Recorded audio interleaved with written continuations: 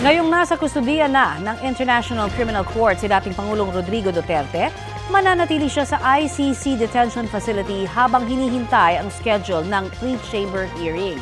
Ang pagdinig na ito ay para sa pagtukoy ng kanyang pagkakakilanlan, matiyak na naiintindihan niya ang kaso laban sa kanya at maiset ang petsa kung kailan sisimulan ang hearing sa kanyang mga kaso. Ayon sa ICC, lahat ng detainee ay entitled na mag-apply ng interim release habang hindi pa sumasalang sa trial. Sa pagtatapos ng confirmation hearing, matutukoy kung kailangan pang magpasa ng karagdagang ebidensya o isalang na sa trial ang detainee. Ayon kay ICC Assistant to Counsel Attorney Cristina Conti, tumatagal ng hanggang 8 taon ang average period ng isang pagdinig.